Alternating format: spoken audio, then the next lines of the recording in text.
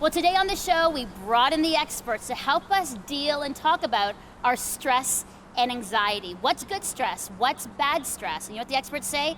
Have a little bit more fun in your day. Here we go.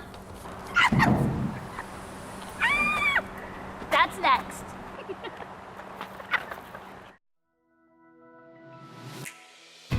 You are seen, you are heard, you are loved by God. You're not alone, you're fully known, you are loved by God. Well, welcome back to See Hear Love, and I'm so glad that you've joined us at the beautiful Tyndale University and College and Seminary in Toronto, this beautiful campus. Gorgeous. In front of the most amazing, wonderful live student audience. Did you like that prep? Did you like that? I was gonna go on and on and on. So good to have you here, especially because today we're talking about stress and anxiety, which I know none of you have ever dealt with. How many of you dealt with stress and anxiety? Hands up. There we go. Oh yeah. Panna? Okay, good. Okay. I was like, what's happening here? Yeah, two hands. Cheryl, good to have you here. Good to be here. So you ready to talk about stress? Yeah. Let's Essex go. away. Joanna, stress, you ready to go? Yeah, I'm already stressed. About the topic. And we have some experts here which are gonna help us in this really, really important topic. So Wilma Nevers, you are the director of the Tyndale Family Life Center and a registered psychotherapist. Yes. So you have all the wisdom in the world to help us. No. Have some wisdom to Okay, help us. good. And Lyndsay Thompson, our friend and qualifying psychotherapist as well, who's here to give her thoughts on how we can lessen our stress and anxiety. Much needed.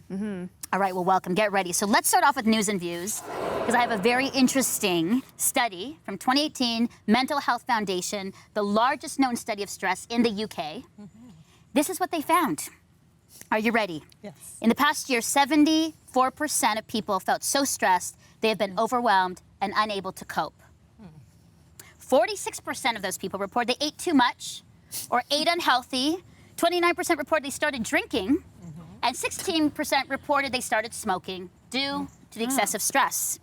They said 51% of adults felt stressed, reported feeling depressed and anxious. I mean, I could go on.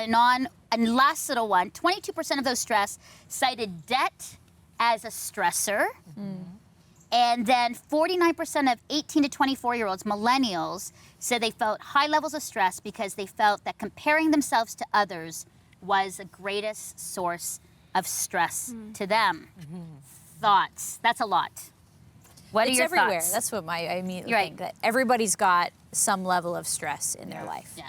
I think it's probably more unusual to find someone you know who doesn't get stressed. It's sort of, that feels like the strange thing. So I think the thing I'd love to know too is I'm trying to understand what level of stress is normal, and then where does it become something that's really unhealthy for us? Because there's got to be some level of stress maybe. Is there a life that's stress-free? I don't know. That's we all have things to deal with. We're going to talk about healthy and unhealthy stress a Yeah. little later in the show, but I think you're right. I mean, this is from the UK. It's happening in Canada, the Yeah. US, everywhere. I think it'd be interesting to see the numbers. I think they'd be pretty close. Yeah, I think in so. countries. That stat with the millennial, that was staggering. What was that? 49? Oh, it was 49% Unreal. experienced high levels of stress because they felt comparing themselves to others was a source of that stress. Yeah, this is where I want to like throw my proverbial finger at Instagram, social media. Like it's amazing, but it's also like the most detrimental thing to our society. This perfect life that people put on gives young people a lot of pressure to live up. They want this Instagrammable life. What the heck is that anyway, you know? And so you have people curating their lives and not able to deal with real world problems. Yeah. And then we find that people are using smoking, drinking, and eating as ways of coping with the stress. Yeah. Because how are they going to ease the stressful situations that they are facing? They have to find a solution, and people are using that as a tools right now. Yeah, everything increased. Yes. Overeating and unhealthy eating. Some started drinking, drank more. Started smoking more. So it was like they're stressed, they immediately go to those things that will like sort of appease and make them feel better for a moment. Yes. Yeah. Yeah, I'm kind of sad that these stats didn't surprise me. I think Wilma can probably attest to this, but 9 out of 10 people I see have some form of anxiety, stress in their lives, and Yes. they've treated it with some of these things. Yes. And I mean, we even sort of see treating it with things that are sort of socially acceptable, like workaholism or sports or other things that kind of a little bit more acceptable to that, but it's still stress and anxiety. Right. Yeah. Still stress and anxiety. Yeah. I'm sad about this one. 74% of people felt so stressed they have been overwhelmed and unable to cope. Yes.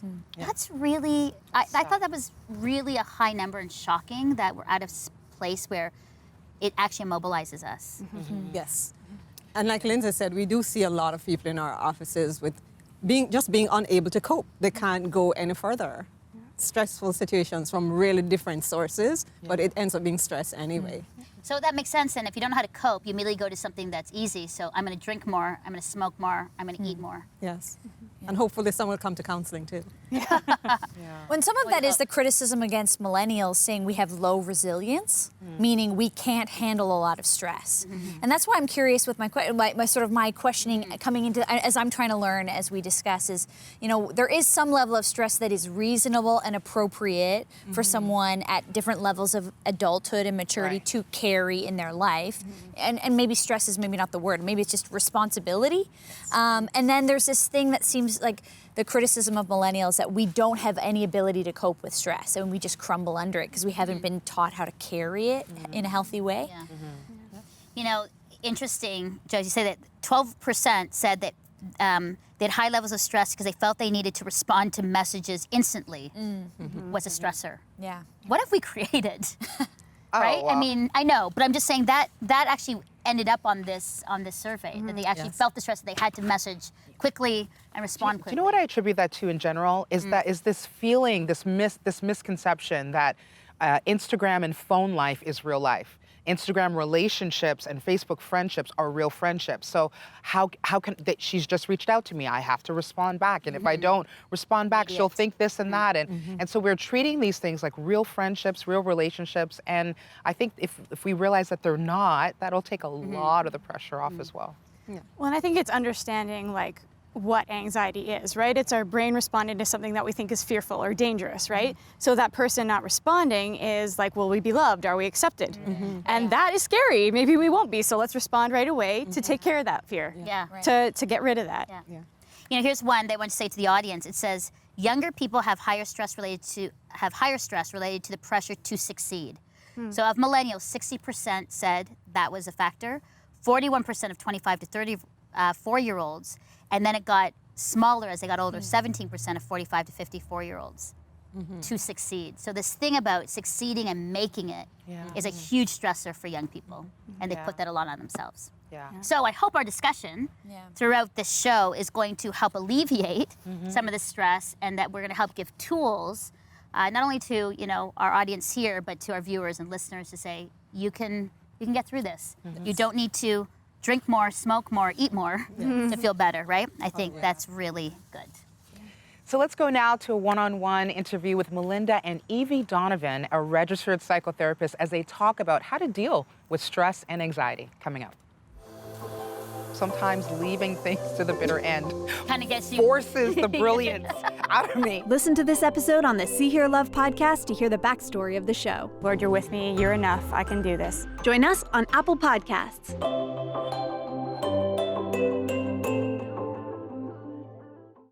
Evie, I am thrilled that you are with me today. It's been a long time coming. Thanks, Melinda. You know, as I look at your life, I'm looking that you're a professional who counsels others on stress. And as I read about your life, how your husband is living with Parkinson's, how you lost 2 of your children, you raised 4 other of your kids and homeschooled them. You're also a psychotherapist with a practice. You sound busy, and it sounds like it's been a very stressful life. How did you, as you look kind of back on your life, deal with stress not so well, and then also well in managing to get through those difficulties? Okay, that's a good question. So I would say my relationship with God, the not so well was when I ignored God and was angry at him. The well part was when I really made that relationship my own, and having that relationship with God, praying, knowing that he's right there. And it was interesting and God does this all the time, as I was doing my prayer time this morning, I sometimes open up Jesus Calling. And so today's piece was exactly what I wanted to say, so I'm just going to read it really quickly. Receive my peace. It is my continual gift to you. The best way to receive this gift is to sit quietly in my presence, trusting me in every area of your life. Quietness and trust accomplish far more than you can imagine, not only in you, but also on earth and in heaven. When you trust me in a given area, you release the problem of person into my care. Spending time alone with me can be a difficult discipline because it goes against the addiction of this age. You may appear to be doing nothing, but actually you're participating in battles going on within the spiritual realm. You are waging war, not with the weapons of the world, but with heavenly weapons, which have divine power to demolish strongholds. Living close to me is a sure defense against evil. And one of the verses that is so powerful for me is John 14:27. You know, and it says, peace I leave with you, my peace I give you. Jesus says that. Yeah. I do not give to you as the world gives. And for me, that has been huge. And I recognize and I sense that peace and that presence of God daily. So that is definitely the number one thing. In dealing with stress. In is dealing to with say- stress. To get the truth that the peace of Christ is with us. Exactly. Yeah. Okay. Number two is declaring things. So declaring. So when you wake up in the morning and you look out the window and it's cloudy and rainy, instead of saying, "Oh, this is going to be a rotten day," you need to say, "Okay, this is going to be a good day," because then you walk towards that and it becomes a good day. Oh, that's good. So declare it. So speak it. Yep. Speak it as truth. Yep. Okay. Yep. And then thirdly is gratitude. Basically, thinking about 5 things you're thankful for every day. And my husband, even though he's suffering greatly right now, we end off, you know, in the evening praying, and then he out loud says 5 things he's thankful for. And that just really, that's such a helpful thing. And it's something that I always tell my clients, you need to be thankful. You can find things to be thankful for, no matter what you're dealing with. So a heart of gratitude, I think, is really important. Exercise is a huge thing. When I had 4 kids in 5.5 years, I remember saying to my husband, okay, something's got to give here. I'm so exhausted. What can I do? He said, get up an hour earlier before the kids get up and exercise. And at first I looked at him and like, I don't know. But soon, I've done that ever since for 30 years straight for an hour every morning. And that, even my kids at the time when they were growing up, Mom, you didn't exercise today, did you? They could tell because I didn't have the patience for them. So exercise is huge. Nutrition is huge. Cut out the sugars, cut out the carbs. You feel way better. And that's something that, I mean, is, you know, it helps with depression, with anxiety, all those things.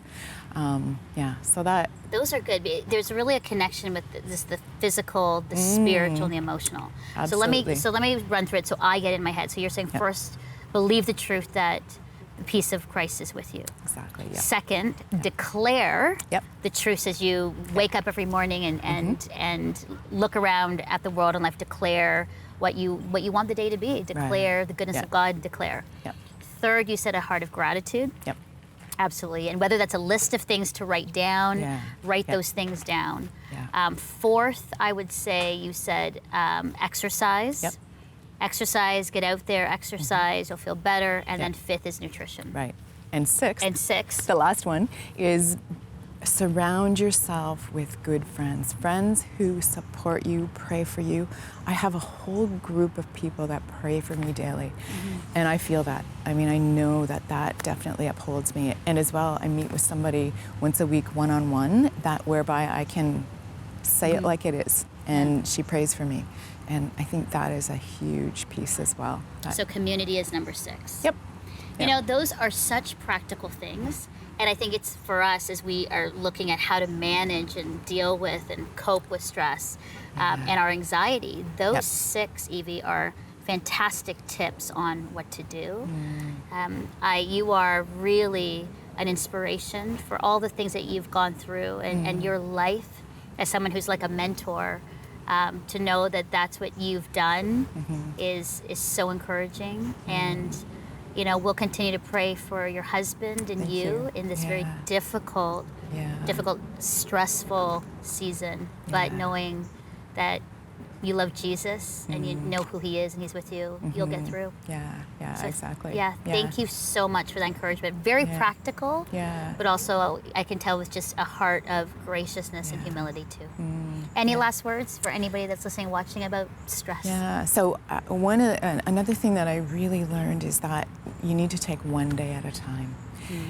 Instead of, I've had friends say, what are you going to do, Evie, 10 years down the road when your husband's, bedridden? And I'm like, I don't even go there.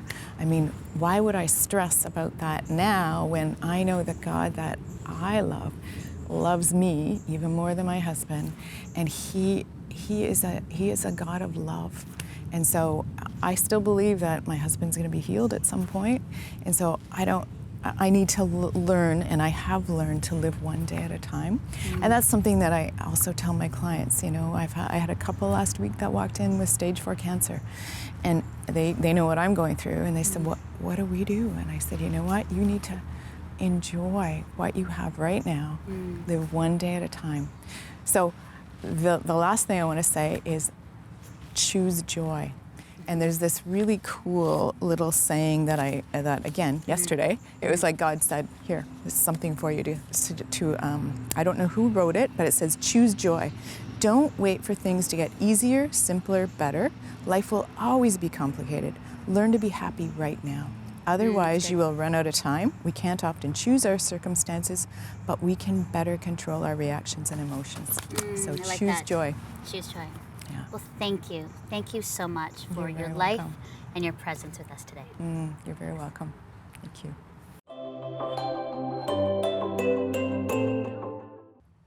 I was so thankful for the tips that Evie gave us on how to reduce stress in our lives. Really important tips. Now, we've talked about what causes stress in our news and views.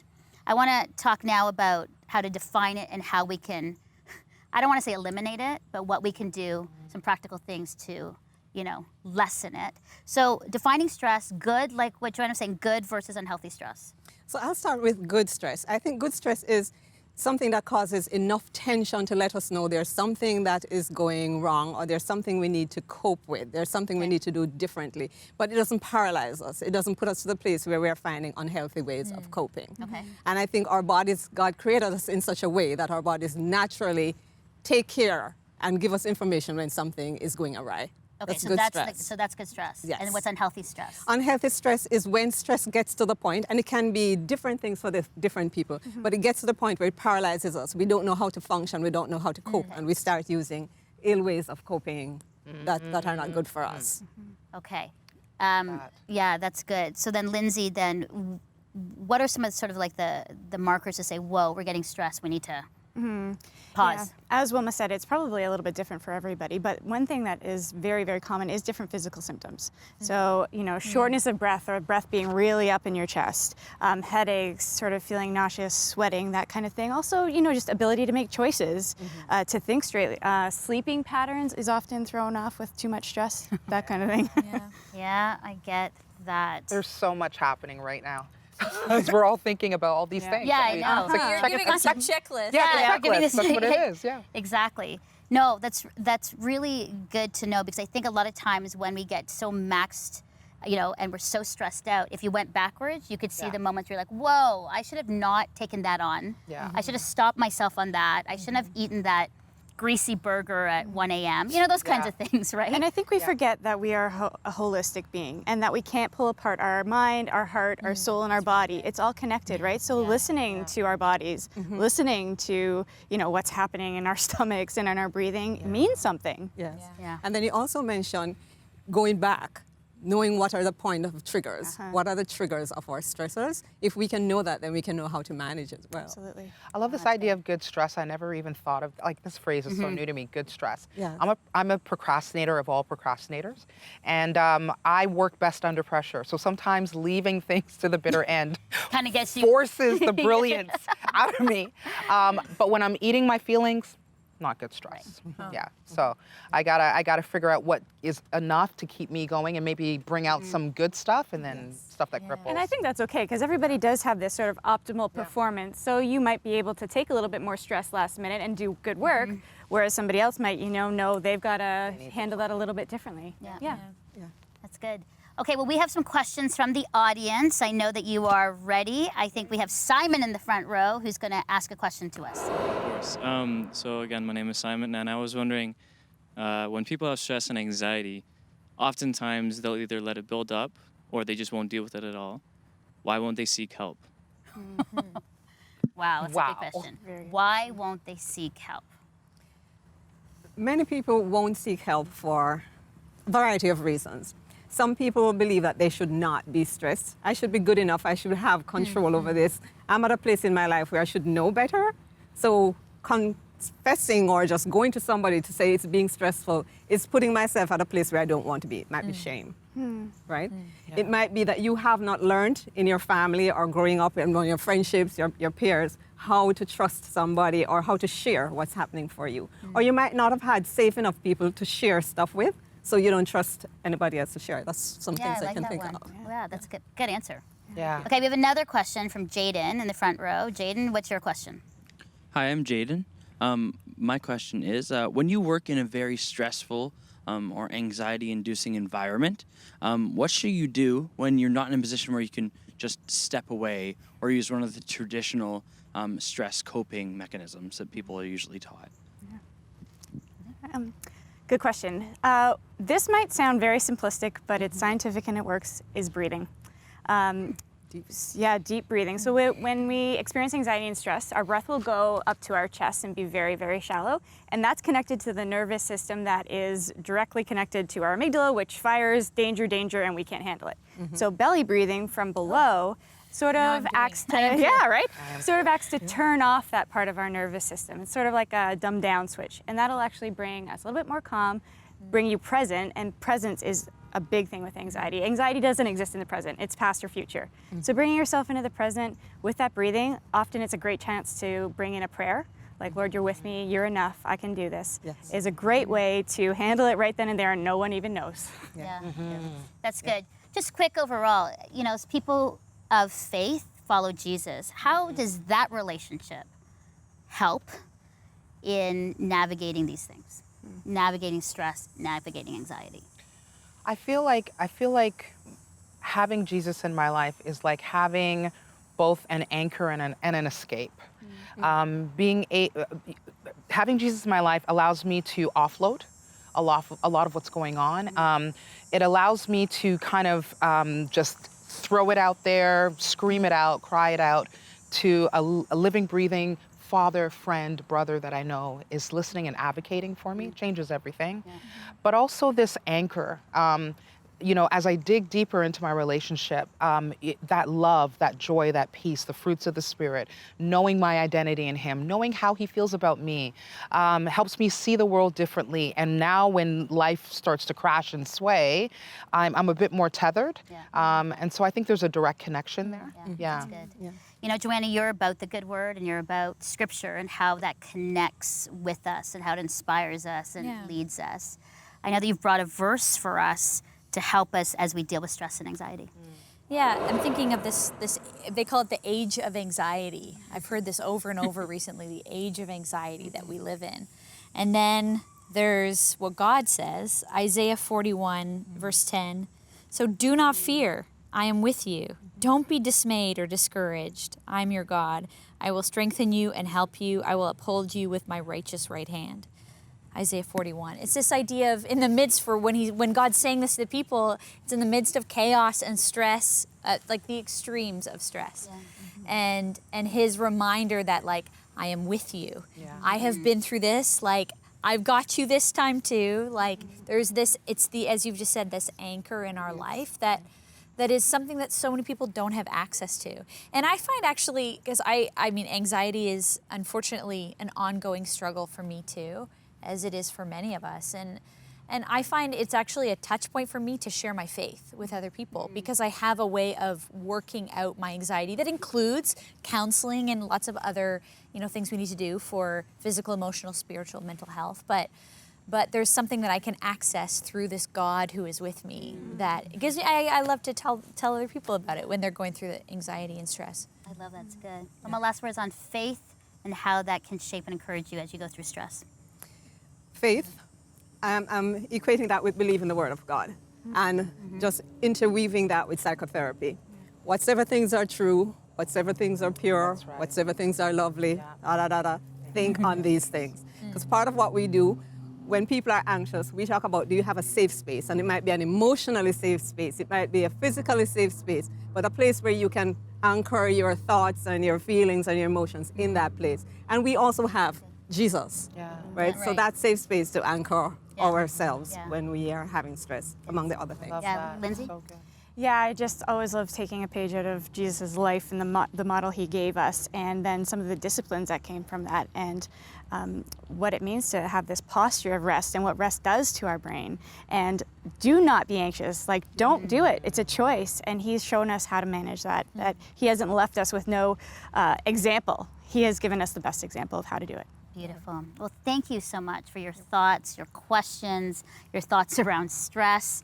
Thank you so much for your good work and your inspiring thoughts. And Joanna, thank you for reminding us about Isaiah 41:10. It's good. And Cheryl, like always, great thoughts. Well, here's my takeaway for you today.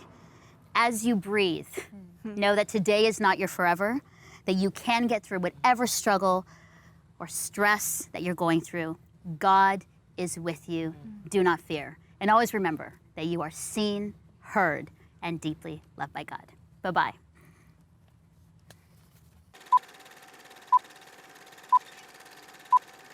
That's what I think, that everybody's got some level of stress in their life. And so some level of it maybe is normal, but then it becomes like beyond just like a normal healthy amount to like, I'm curious to know in our conversation, like what tips that into like, this is a problem versus this is just like a normal amount of, I'm not sure if I should keep talking right now because there's a lot happening around me. Well, let's just keep rolling. It's just causing you stress, Joanna. I'm feeling, Our lighting. I'm feeling. All right. You want to? I was actually going to go with it. Learned a lot, so thank you so much for being with us, Lyndsay, and Lisa. Oh, sorry. No stress. No stress. No stress. Lyndsay and It's not like it's your 12th interview of the day and everybody's names are oh my gosh, I'm Yeah, sorry. you're good. I am so sorry. I literally went Lyndsay and I had a break. Okay, Wilma. Okay, this is not a stressful time for me right now. Kind of, but okay. Deep breaths. Deep breaths. Do your wrap up again. Let me do my wrap up again. That was good. I will pick up right after Lyndsay. I'm so sorry. I do apologize. Okay, here we go. Coming up on See, Hear, Love, a conversation with David Kinnaman, a researcher who studies why young adults are leaving the church and their faith and what we can do about it. I've been at this company now for 24 years, and we've interviewed people across the full religious spectrum, and especially I've tried to focus on this next generation of young people, and we often hear that idea that they really do love Jesus. Jesus is an admirable character, and that's what the stats show, but they also have this real like sort of love-hate relationship with the church. I think that with a lot of young people who grow up in the church, they're more focused on religion rather than having like a specific relationship with God. People that they've known growing up in the church that say one thing and then act the other way. You know, it just doesn't make sense to me. I don't want to be a Christian anymore. We're not really teaching about like grace in some churches. I feel like a lot of people were going through, even nowadays, like mental health, and it's not really spoken about in churches. And in the real world, we're dealing with divorce and depression. Well, exactly, anxiety. exactly. I feel judged for asking questions and not knowing so much. Jesus and his hope in us actually helps us to address those very complicated questions. It is very much let me teach you rather than like let us all learn together. This is a generation that's growing up in a truly different context, and it frustrates me to no end when people say, hey, there's nothing new under the sun. It's the same things we saw in the 1960s. And, you know, of course, there was a complicated time then, but this generation is today facing unprecedented challenges in the digital age. And so we have to be courageous to meet them where they're at, in their questions, in their doubts, in their reasons for walking away. Watch the episode next week on Yes TV and SeeHearLove.com.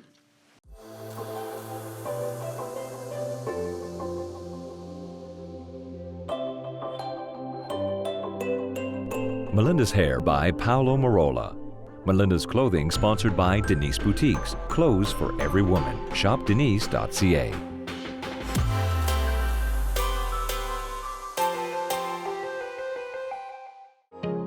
Deeks Insurance is a proud sponsor of the See Hear Love Studio.